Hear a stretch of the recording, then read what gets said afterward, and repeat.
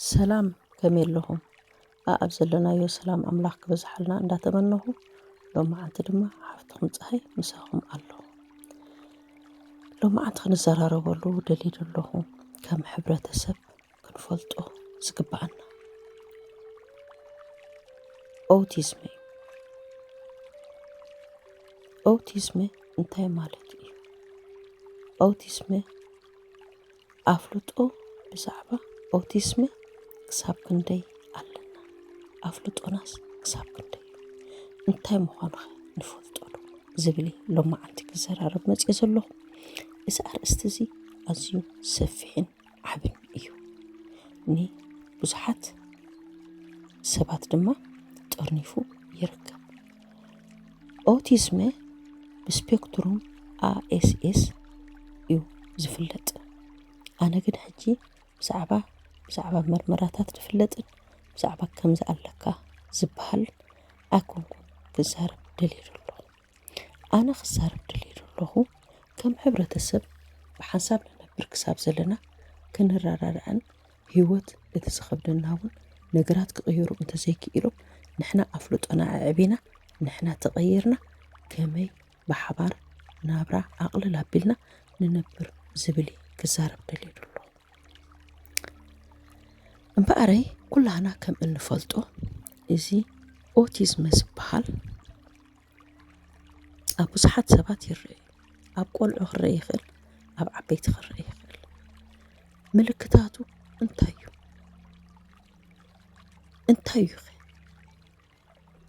እዚ ኦቲዝም ዝበሃል ሕማም ኣይኮነን።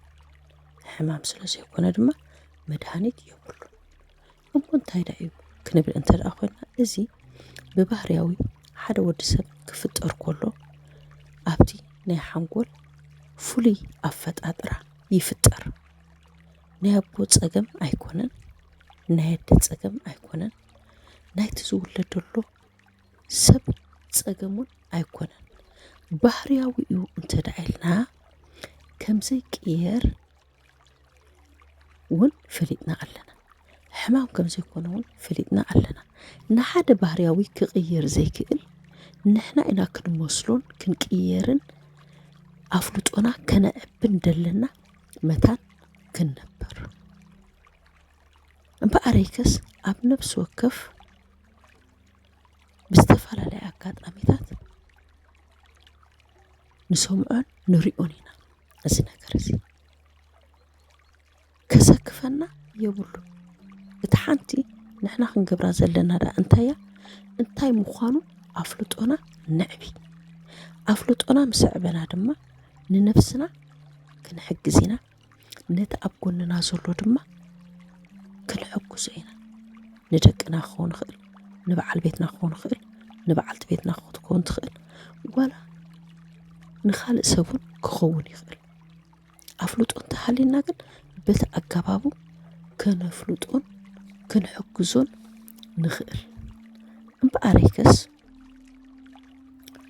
ኦቲዝም ዘለዎ ሰብ ልክዕ ከምቲ ዝበልክዎ ብስፔክትሩም ASS ተመርሚሩ ይፍለጥ እዩ። ቅድሚ ኣብኡ ምብፃሕና ግን ከም ሕብረተሰብ ኣነ ክንፈልጦ ደልየ ዘለኹ ብኸመይ ንፈልጦ ኣብ ደቅና፣ ኣብ ስድራና፣ ኣብ ፈተውትና ኮታስ ከም ሕብረተሰብ ብኸመይ ንፈልጦ? እንታይ እዩ እቲ ምልክታቱ? መፍለጢኡ እንታይ እዩ? ቀዳማይ ነገር ሓደ ኦቲዝም ዝኾነ ሰብ ክትዛረቦ ከለኻ ናይ ዓይኒ ምጥምማት ትኽ ኢልካ ኣይገብርን። ቋንቋ ናይ ኣካላት ብኸምዚ ክንፈልጦ ንኽእል። ሓደ ሰብ ትኽኢልካ እንዳረኣኻዮ ከለኻ እንተደኣ ደይርኤካ ሃልዩ ትኽእሉ። ኣብ ስኻ ትዛረቦም ዘረባታት ኣብ ዝኾነ ዝግበሩ ናይ ዝርርብ ወይ ውሑድ ይዛረብ ወይ ኣይዛረብ። ከም ሰባት ኮንካ ክትረዳዳእ ከለኻ ኣብዚ ድማ እቲ ፀገማት ትሪኦ ማለት እዩ። ብርሃን እንተርአ ዝጸግሞ ጨና እዚኦም እቶም ምልክታት ተነቀፍቲ ናይ ህዋሳት እዮም ኣብነት ዝጠቕሶም ዘለኹ ከም ብርሃን ጨና ምትንኻፋት ኣካላት ተወሳኺ ጸቕጢ ይፈጥር ዕሙቕ ዝበለ ተገዳስነት ኣብቲ ንሶም ዘተኩሩሉ ይገብሩ ሕጂ ሓደ ሰብ ብዛዕባ ብርሃን ብዛዕባ ጨና ተንኪፍካዮ ከዓ ዝኾነ ነገር እንተደኣ ምልክታት ትርእየሉ ኾንካ እዚ ከምኡ ክትብሎ ትኽእል ኣዝዩ ኣወንታዊ መድያት እውን ኣለዎ ቅንዕና ኣዝዮም እዮም ቁኑዓት ኣብ ንሶም ዝተገደስሉ ዓሚቕ ኣፍልጦን ተገዳስነትን ኣለዎ መብዛሕትኦም ሰባት ዘይረኸብዎን ዘይፈለጥዎን ዘይረኣይዎን ይፈልጡን ይርእዩን ይፈጥሩ እዚ ድማ ናቶም ባህርያት እዩ ፕሮግራም መዓልታዊ መደባት እንታይ ክግበር ኩሉ ኣቐዲሙ ከም ሊስታ ክጽሓፍ ኣሎ ክፈልጡ ኣለዎ ከምዚ ሃንደበት ዝበሃል ነገር የለን ኩሉ ከም መደብ ክትሓዝ ኣሎ ከም መደብ ክስራሕ ኣሎ ነገራት ክቀያየሩ ከለዉ ቅልጢፎም ኣይቅበልዎም ኣብኡ ይሽገሩ ንኽቕበልዎ ስለዚ ሃንደበት ሰብ ክሓርቕ ከሎ እንታይ ኮይኑ ይሓርቕ ኣሎ ከምቲ ናቶም ኣተሓሳስባ ኣለካ ወይ ኣለዋ ኢሎም ስለ ድሓስቡና ንምንታይ ደይተረድኡን ኢሎም ይሓርቁ ንሕና ድማ ንኸይንርድኦም ድማ ክሳብ ዝብሉና ወይ ከዓ ክንፈልጦ ንፅበለና ቆልዓስ ብል ይበኪ ይውጭጭ እንታይ ኮይኑ እንታይ ትኹም ድገብሩ ዘሎ እዚ ጾታ ዘይፈሊ ኣብ ደቂ ኣንስትዮን ኣብ ደቂ ተባዕትዮን ኣብ ኩሉ ብዘይ ጾታ ኣፈላላይ ይስራሕ እንተኾነ ግን ኣብ ደቂ ኣንስትዮ ቀልጢፉ ኣይፍለጥን ስለዚ ውላድና ብርሃን ኮይነኒ ጨና ጨንወኒ ኣሎ ኣይትተንክፈኒ ክብል ከሎ ወይ ከዓ ሰብ ክመፅእ ኮነ ንበይኑ ብሕት ኢሉ ኮፍ ድብል ተኾይኑ ወይ ከዓ መብዛሕትኡ ብሓንቲ መፃወቲ ጥራይ ናብ ሓንቲ ነገር ኣትኩሩ ዝፃወት እንተደኣ ኮይኑ ወይ ኣብ ሓንቲ ነገር ጥራይ ኣትኩሩ ዝሰርሕ እንተደኣ ኮይኑ እዚ ምልክታት እዚ ናይ ኦቲዝም እዩ ስለዚ ኣፍልጦና ኣብዚ ከም ሕብረተሰብ ንዕቢ ሕማም ኣይኮነን ኣብ ብዙሓት ስድራ ቤታት ስኽፍታታት ይርአ እዚ ባህርያዊ እዩ ተፈጥራዊ እዩ ናይ ኣቦ ሽግር ኣይኮነን ናይ ኣደ ሽግር ኣይኮነን ናይ ተቆልዓ ሽግር ኣይኮነን እዚ ዝተጸንዐ ኢና ንዛረበሉ ዘለና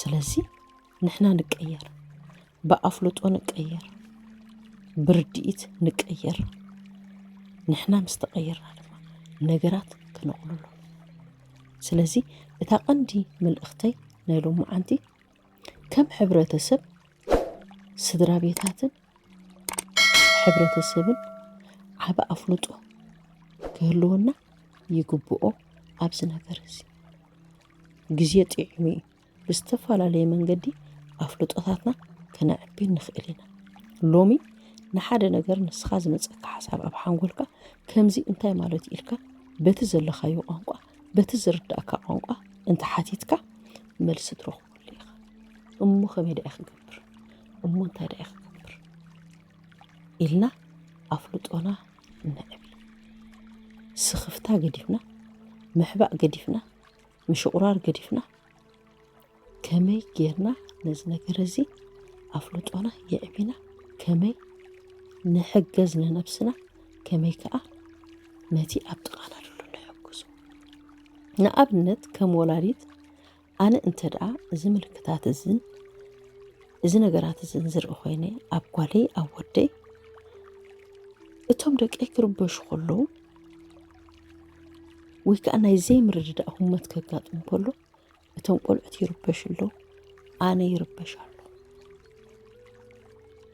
ንባዕለይ ኣይተሓገዝኩ ንዕኦም ኣይሓገዝኩ ኣነ እንተ ደኣ ዝምልክታት እዚ ምስ ረኣኹ ከመደ ኩሉ ግዜ ካብ ዓይኒ ውላዲ ዝስወር ነገር የለን ከም ወለዲ እዚ ምልክታት እዚ ክንሪኦ ከለና ከዓ እንታይ ክገብር ኣለኒ ኢልና ናብ መፍትሒ ከነናዲ ክንከይድ ክንደሊ ክንክእል ኣለና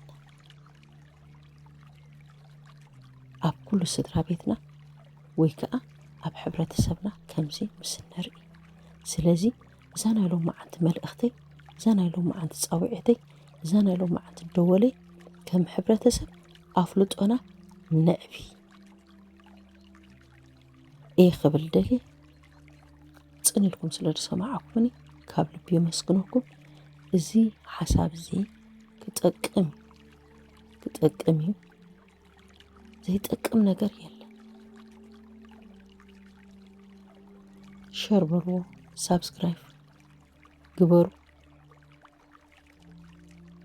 ብኻልእ ኣጋጣሚ ክሳብ ንራኸብ ስስናይ ሰላምና ይብዛሕ ቻው ቻው